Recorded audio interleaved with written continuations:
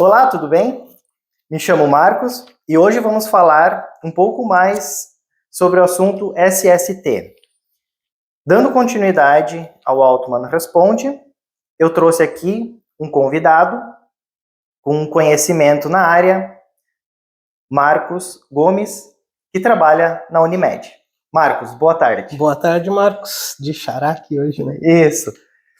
Marcos, vamos começar assim com a primeira pergunta. O que é SST? SST significa saúde e segurança no trabalho, Certo. né? Então, na verdade, resumindo, seria um trabalho, né, direcionado a garantir a segurança do trabalhador, a prevenção de acidentes, a prevenção de doenças ocupacionais, Sim. né? E também fornecer um resguardo técnico, né, e legal, né, para as empresas clientes ou que tenham, né, o serviço próprio interno delas, né. Tá. E essas empresas, elas têm um documento que comprova que ela está de acordo com a segurança e saúde no trabalho? Como é que vocês fornecem esse tipo de serviço, assessoria? Como eu disse, né, isso vai variar um pouco de empresa para empresa, né? Então, o Serviço de Saúde e Segurança, né, ele está baseado na Portaria 3214, que é uma norma já de 1978, né? E Bastante tempo.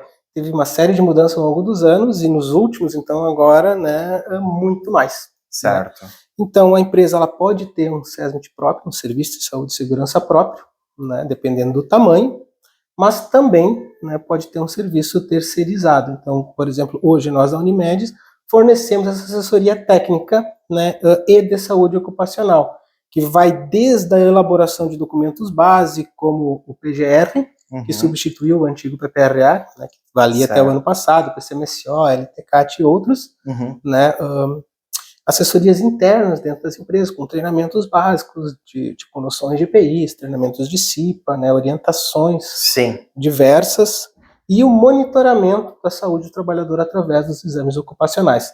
Basicão, né? Tem mais coisa envolvida no nosso plano, mas, digamos assim, seria a base, né? Certo. E como é que é feito essa informação depois que a empresa está adequada aos laudos? Como é que vocês fazem essa informação? Quem é responsável pela informação? O escritório de contabilidade, nós, ou vocês que são os prestadores de serviço nesta área da segurança e saúde no trabalho? Quem vai fazer e para quem vai essa informação? Um ponto, acho que não foi bem a tua pergunta, mas acho que é bem importante listar que existe uma diferença muito grande entre tu ter, né, feito um contrato de prestação de serviço de saúde ocupacional e tu colocar ele em prática, né? Tu ter a documentação montada e estruturada e tu realmente colocar ela em prática dentro da empresa, né? Então, uma vez, por exemplo, como nós somos prestadores de serviço, uma vez que a empresa tenha feito o plano de saúde ocupacional, vai ser feita toda uma avaliação na empresa, né? Então vão ser avaliados ambientes de trabalho, maquinário, avaliação de riscos, tipo medição de ruído, né? Avaliação de tipo de agente químico que vai ter. E com base nessa avaliação vão ser elaborados esses documentos dos quais eu falei, né? Vai ser elaborado o PGR, que é o Programa de Gestão de Risco, vai ser elaborado o LTCAT, que é o Laudo Técnico de Condições e Ambientes de Trabalho, que serve, entre outras coisas, para a elaboração do PPP, que o pessoal quer tanto pela aposentadoria, né? Os laudos de insalubridade e periculosidade, que vão dizer se a empresa tem insalubridade em alguma de suas atividades ou periculosidade em algum de seus ambientes, né? Certo. Envio de dados do e-social e outras coisas do gênero. Então, essa documentação ela vai ser elaborada e vai ser disponibilizada tanto para o escritório contábil quanto para a empresa, se a empresa optar por liberar para o escritório contábil. Então, o direcionamento é sempre para a empresa, porque o empresário, o proprietário, tem que estar ciente da sua estrutura. E é ele que vai ser responsável pela implantação desses documentos. Né? Então, o escritório contábil entra muito como um parceiro nessa hora, né? Com orientações, né? Mas, basicamente, então, eles vão ser disponibilizados hoje em formato eletrônico, tanto para a empresa quanto para o escritório contábil. E a questão, assim, essa informação, ela deve ir para algum lugar. Deve ser feita, entregue para alguém. Sim. Não na questão governo, Ministério do Trabalho, talvez até outros órgãos responsáveis, né? Esse envio, quem vai fazer essas informações? No caso, a Unimed, no caso, prestando serviço, vai fazer essa informação, escritório de contabilidade faz essa informação. Como é que funciona isso? São pontos diferentes, tá? Como a gente está falando de documentação, o PGR, né? Então, ele vai ser sempre, como eu disse, encaminhado para a empresa, né?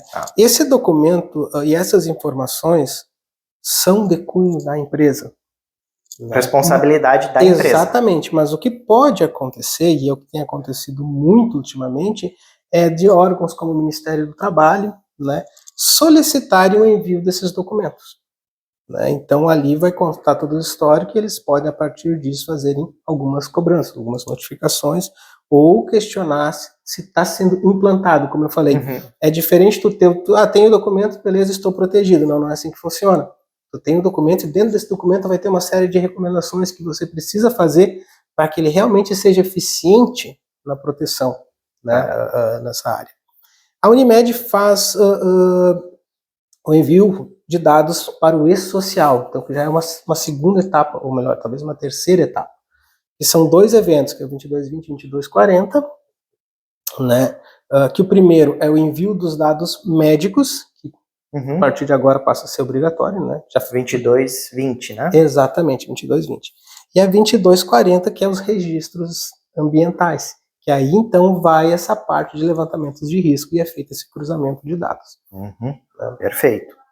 Quais empresas são obrigadas? Microempresa, pequeno porte, grande porte, produtor rural, MEI, empregador doméstico, eles são obrigados?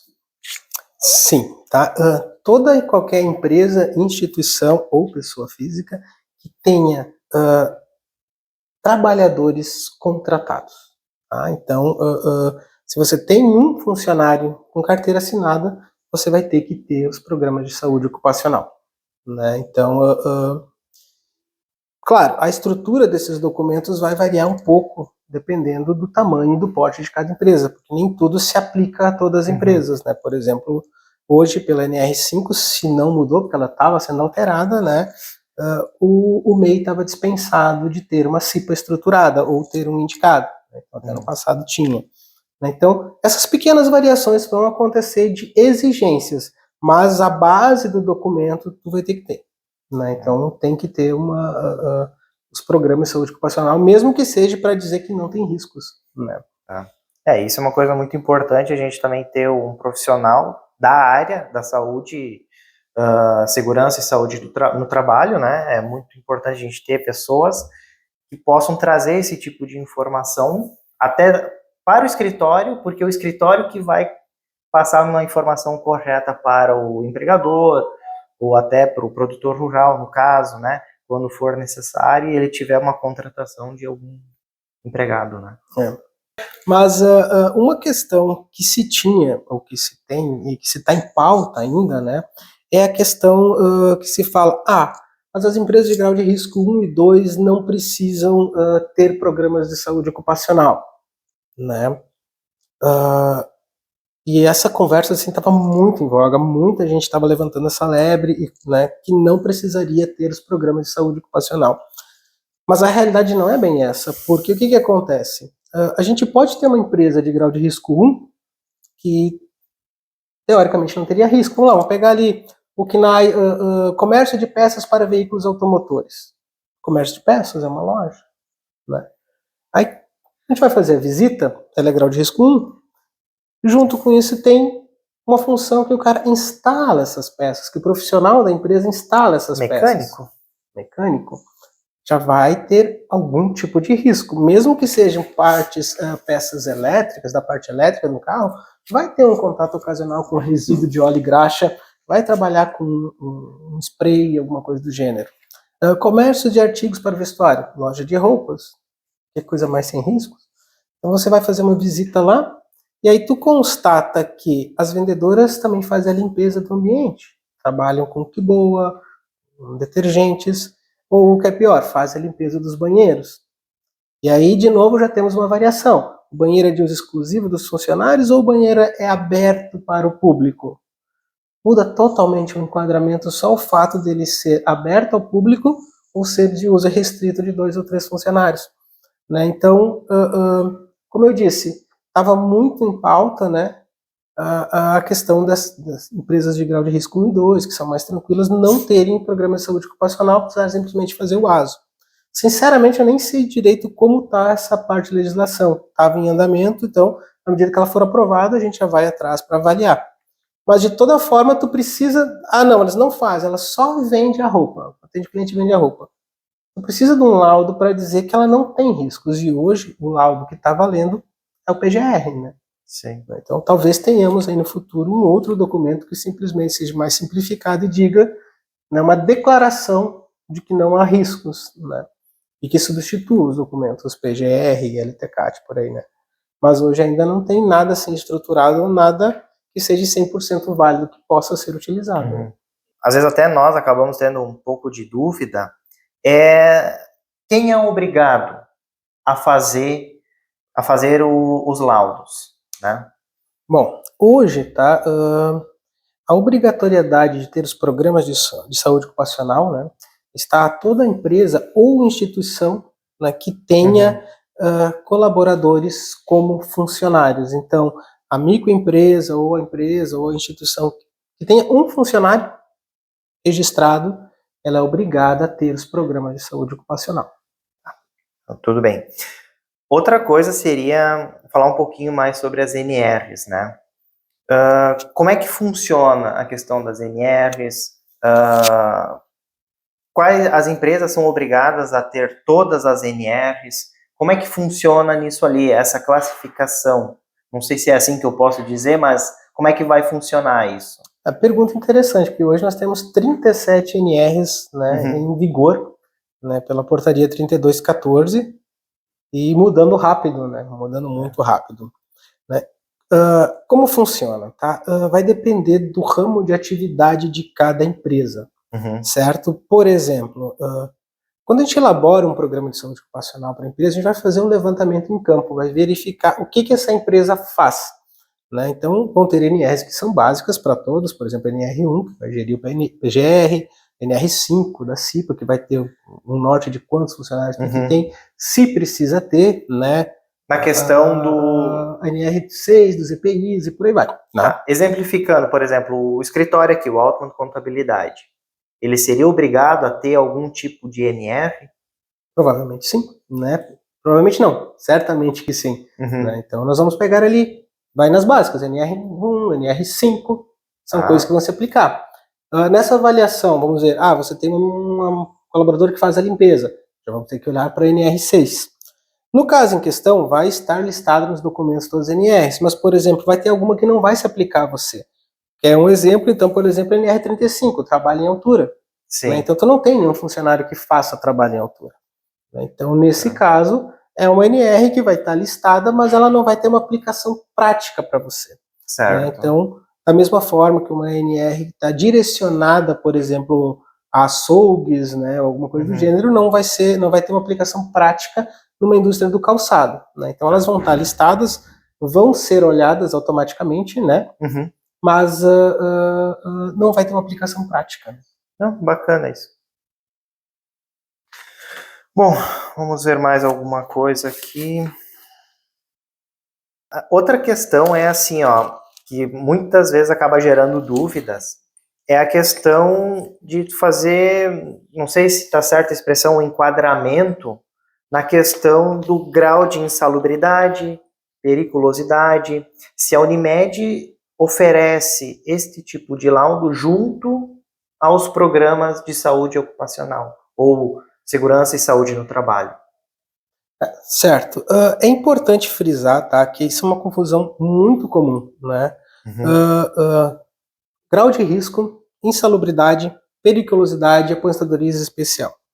Né? Tá tudo interligado, obviamente, mas não são a mesma coisa.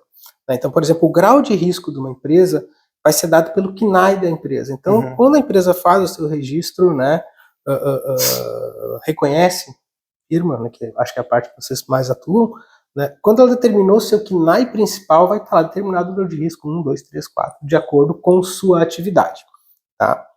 Isso não quer dizer que por ela ser de grau de risco 1, ela não vai ter riscos ou não vai ter insalubridade ou periculosidade, né? Ou por ela ser de um grau de risco mais elevado, tipo 3, que ela possa não ser uma empresa de ausência de fator de risco em absoluto, tá?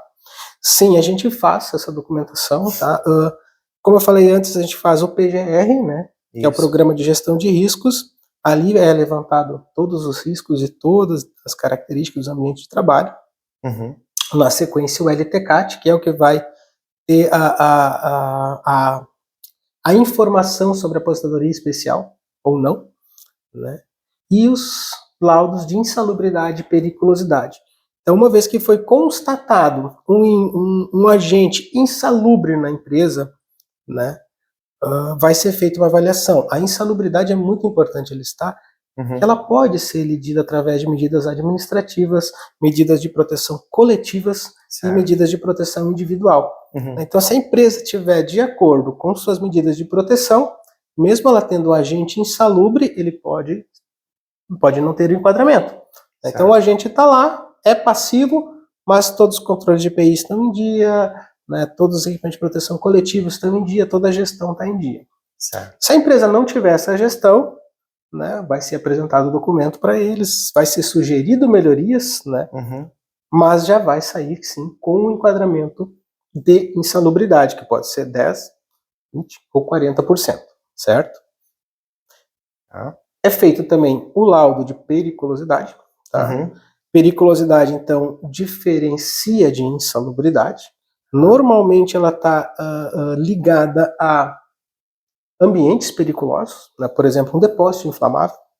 Né? Postos de combustível, acho que é o mais... Posto de combustível, né? Mais tradicional, mais...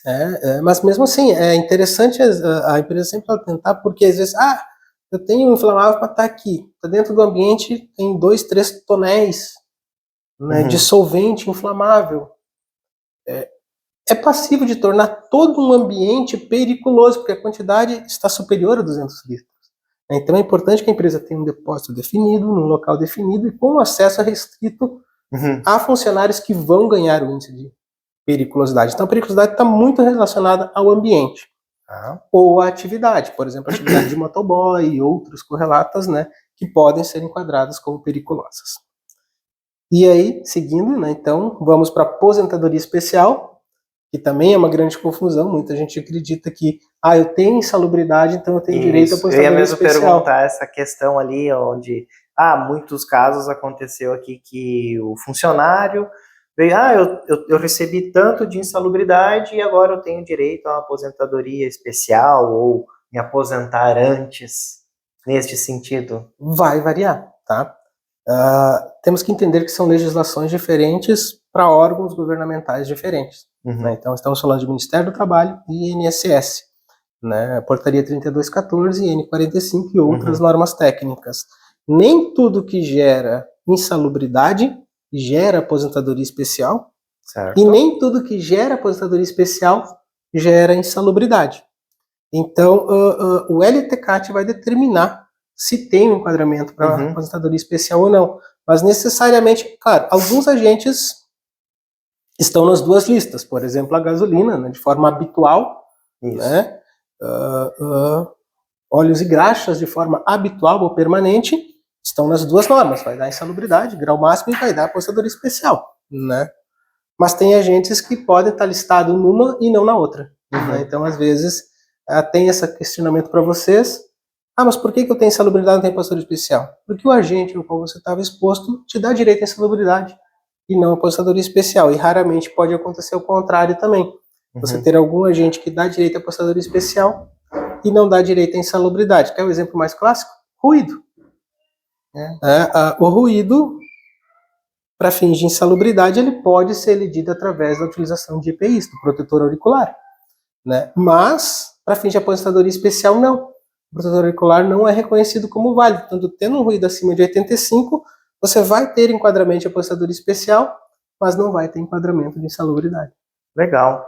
Isso acontece também, acontece alguns casos assim que a gente acompanha, onde algumas empresas não acabam acompanhando, ou às vezes até acabam não tendo uma empresa que dê um suporte na segurança e saúde no trabalho, e eles não conseguem ter esse acompanhamento para que possa ser até diminuído, muitas vezes, o grau. Outra questão, assim, muitas vezes tu acaba tendo um controle muito eficiente nisso aí, onde tu consegue até diminuir o grau de insalubridade. Não sei se o grau de periculosidade vai reduzir também, tu tendo esse tipo de controle.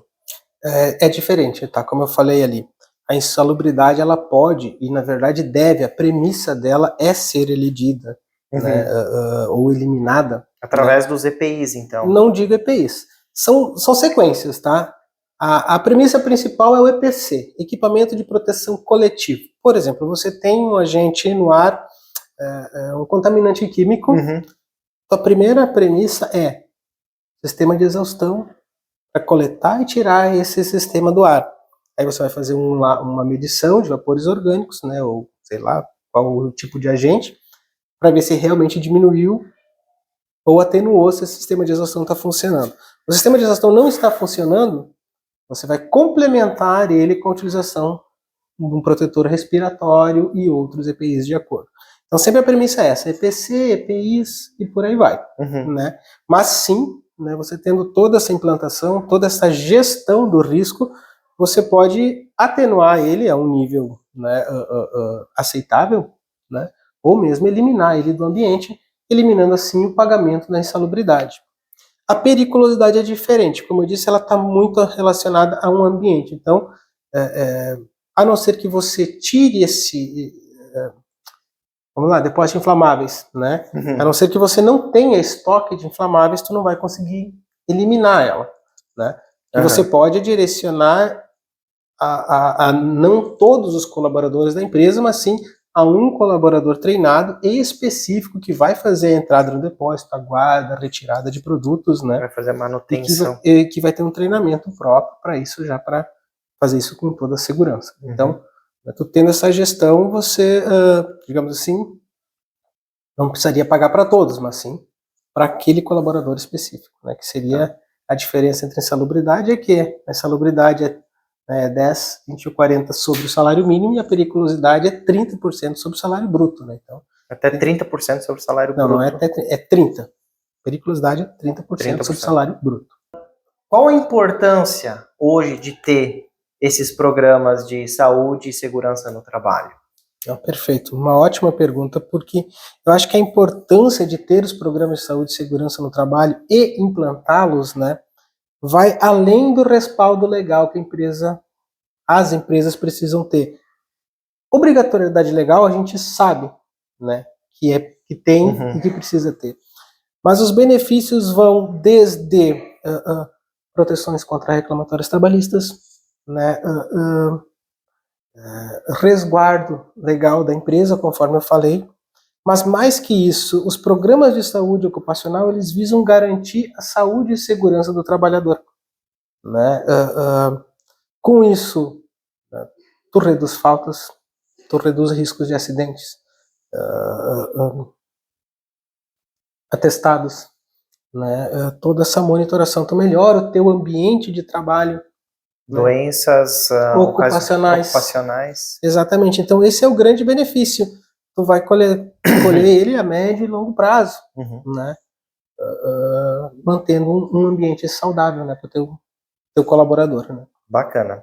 Então, Marcos, eu quero te agradecer. Quero agradecer a Unimed também por estar disponibilizando o colaborador aqui. Então, é isso aí. Se tiver alguma dúvida, algo mais sobre SST, manda nos comentários aqui que a gente responde para vocês. Ok? Muito obrigado. Até mais. E nós ficamos à disposição aí de vocês e das empresas também, que tiverem qualquer dúvida aí a respeito. Valeu.